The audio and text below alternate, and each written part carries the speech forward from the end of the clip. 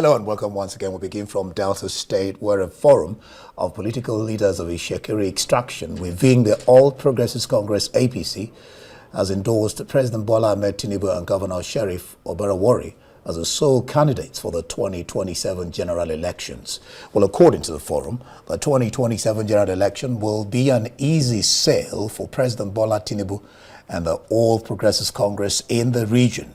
Well, the vote of confidence on both men is as a result of their midterm performance scorecard.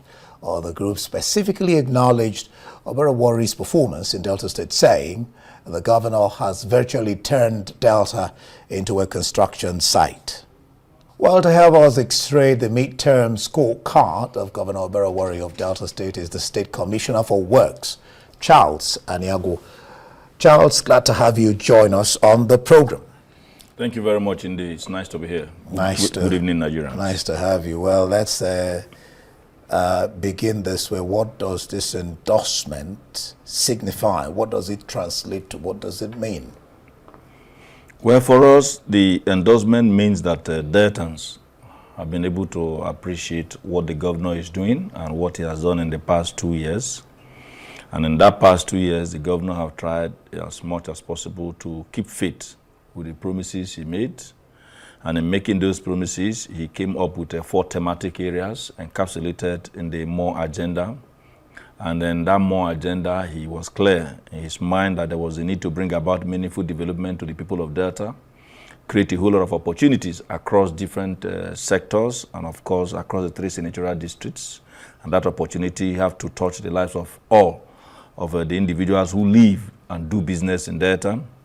He was also very clear in that 4 thematic area, so that he was also going to make sure that he bring about certain level of realistic reforms that touch the lives of the people, reform that speaks to development in different areas, and of course, knowing that for him to survive and record appreciable progress in these 3 first thematic areas, there is a need to have a whole level of peace and security, because in an atmosphere of chaos, it's always impossible to bring to bear whatever dreams you may have been able to put together in form of a vision. And so he was also clear that he needed to pursue peace in an enhanced form and ensure that there is security across the 25 local government areas, so that whatever plan he has in each of the local government areas, such plans are not thwarted by the effort of individuals who may want to engage in crimes and criminalities. And so our people have always been very, very grateful. They know how to reward them hard work, and they are quite clear in their minds that Oborewvori have been able to bring development to their communities. And as such, the best thing to do in that regard is to say, look, we appreciate what you have done, and we are quite supportive of your desire to take a shot again at the #1 seat in the state in 2027. All right. Well, I just read a piece now, and the talk is that it will be an easy sale for the president and for the APC, of course, nay, the governor in Delta State. I asked this question, what gives the forum, it's a tiny portion of Delta State, one must say, what gives this forum this impression? I ask this because PDP has held sway in Delta State for 26 years. You can't neglect that fact. The people that held sway in that PDP are also the people that moved into the APC.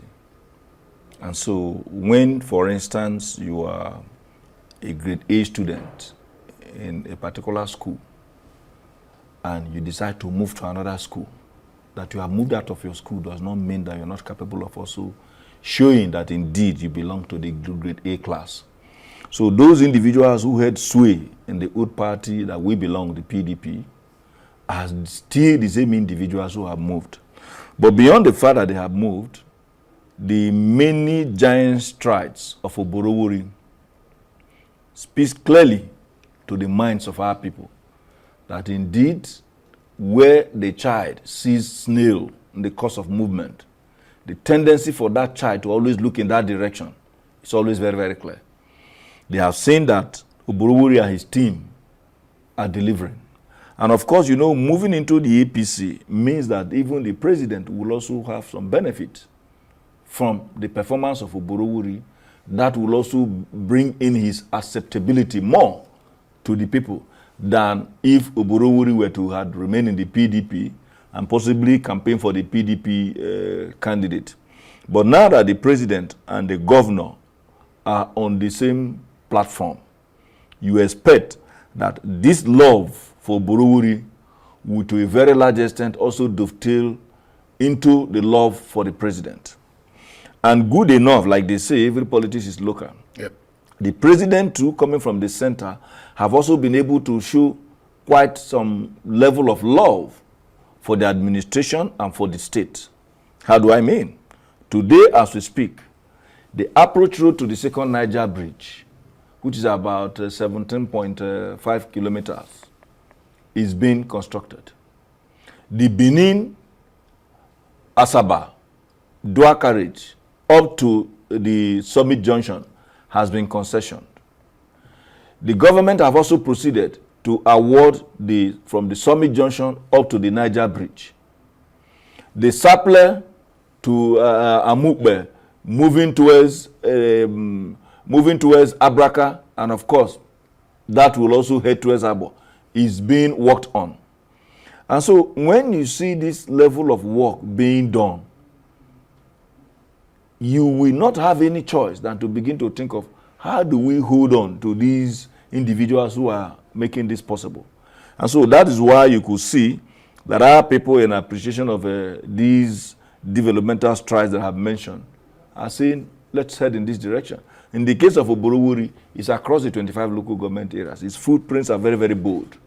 He has been able to ensure that travel time between major cities, particularly from Asaba to Warri, is reduced. Before he came in, it takes as much as 2 hours 30 minutes to 2 hours 40 minutes. Today, just 1 hour, in just 1 hour 55 minutes, in some instances 1 hour 50 minutes, you are able to navigate through Asaba to Warri, which is the commercial center of the state. So he has been able to bridge that gap between the capital, the state capital, where you have the political power and a whole lot of political office holders residing, and then Warri, a major city, commercial city, and an oil city, where you also have a whole lot of human and vehicular as well as business interaction taking place. Ditto, a number of other communities between local governments have been linked. And that is without prejudice to what he has also done in advancing the cause of healthcare. And so when the people put all these on the table, you will understand why they are reasoning the way they are reasoning. What they're saying is an easy sale. Now, but the talk out there is that, because you said, I heard you say that, I talked about 26 years of PDP holding sway. Yeah. And 26 years is not a small number of years, but you said that people have also moved. Those who held sway in 26 years have moved. But what I have, counteracted if I'm wrong, is that many PDP members did not cross over. Instead, there's a regrouping of those who didn't defect. They're angry that the COA foisted Oborewvori on them. I don't know what that means. It was not Okowa alone that voted in the 25 local government areas. No, but Okowa, I mentioned Okowa and the governor. In the course of 2023 general elections, Oborewvori won in 21 out of the 25 local government areas, overwhelmingly. Okowa wasn't the one voting in those 21 local government areas where he won. And besides, having won that election, the man have also come to show the stuff is made of. He has been able, riding on the platform of more, been able to sustain not only the developmental trajectory that he met on ground, he has also been able to take it a notch higher and bring in a whole lot of initiatives that are quite germane to the desires of our people who indeed long for development across the different senatorial districts. And he has been able to do that, in which case even those who did not even vote for him in 2023 have now seen that indeed they made mistake because they misjudged him. And so, if anybody is saying that there are a number of persons who did not defect, we want them to tell us who they are. We have 29 members of the State House of Assembly The 29 members as we speak today are in the APC. There is none in our former party. We have 10 House of Representative members in Delta. The 10 of them are in the APC. Each has one vote. Yes, we have not one vote. No. That's what we are talking about leaders who ordinarily, if they don't move, you know that there are groupings who are supporting them not to move. It's just like when they say the president has one vote. The president has one vote, but do you know today, if the president moves out of APC and to another party, that party becomes the ruling party. I hope you know. It becomes the ruling party. It is where the leader of the state is that determines what party is in charge of that state. That president is one person, but you know that politically he's not one person. Okay, but and so all these persons, the 3 senators are in the APC. All the commissioners, 30 of them, are in the APC. All the special advisors, to the best of my knowledge, are in the APC. All the special assistants, senior special assistants, executive assistants, all the 25 local government chairmen are in the APC. And this is just like suddenly. So who are those persons? No, I told you that the political machinery that had sway formerly in the PDP moved en masse. That means these grade A students that were making the PDP to be that strong in these 26 years you have alluded to have now not moved. alluded to, that's what it is. Yes, that you have mentioned have now moved. And the fact that they have moved meant that the political machinery have also moved in the direction that they navigated towards. What do you say to those who are saying that that the governor has no real following, that he's a general who surrendered with no troops, that those with him are with him because they need their salaries and they don't number up to voting population in Delta State? India, I mentioned about India. I'm not too sure you are describing Delta in that instance. Nobody. I just said yes, nobody. I am sure nobody will wake up and say that Oborewvori is a general without troops. Nobody will say so. Not in Delta, not anywhere in this country. Nobody. We are talking about Delta. Perhaps that could be in any other state. In Delta, Oborewvori is not only a general. He's a commander that is in charge of his army. And his army takes instruction and follow his leading. And good enough, he's leading from the front, not from the rear. And so, there is nobody, and I can say so anytime, that can appear anywhere and insinuate that Oborewvori is not in charge. Very much in charge. Governance level, very much in charge. Politically, very much in charge. Grassroots touch, very much in charge. And so, we are happy that our brothers from across the 25 local government areas are beginning to say, yes, it's going to be a smooth sail. But you know what? We are not carried away by endorsements. Because Oborewvori's commitment to governance, even up to 2027, is something that is unshaken. Yes, we like it. We appreciate the fact that individuals are navigating towards us and they want the governor to run. But the governor says, what I want to speak more for me is the footprints that I'm leaving behind. Footprints of development. And that is why you continue to see that day-to-day projects, what billions are being awarded, are being executed, are being commissioned. And so, for those of us who are part of his army, our joy is the fact that we are being led by a general who understands the developmental needs of our people. And so, we are also convinced that nobody at any given time will wake up any day and say Oborewvori is not working. Just for clarity. We always challenge them. Just tell us your word, not even your local government. Tell us where your word is. Just for clarity, have both of them, that's Okowa and the governor, Oborewvori, submitted their resignation letters to their PDP ward chairman? You said politics is local. Yeah. So have they? The issue, don't forget that when we defected. Have they? Hold on. When we defected, it was made known to the public. Your medium was there.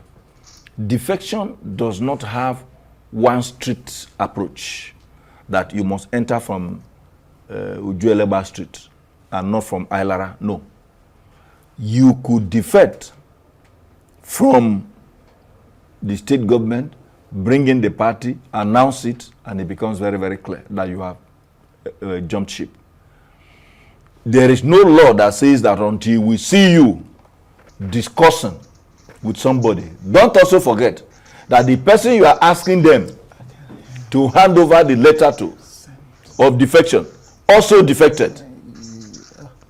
The people we are talking about also defected. So are you going to hand over a defection letter to a man who have also defected? All the ward chairman, all the local government chairman, the state chairman and the state chairman and all his ESCO members, all of them defected into the APC. So how do you go to a man who have defected with you and say, come, this is my letter of defection, when he himself has also defected? Well, okay. Still discussing, we'll get back to this question of a defection and its implications both for the governor and the president.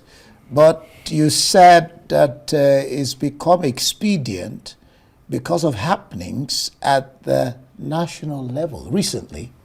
In fact, just yesterday. Is it just recently? No, I'm saying I'm trying to bring up another subject. Okay. Recently, just yesterday, the APC was a little bit, is a little bit shaken. The chairman of the APC resigned. The acting chairman.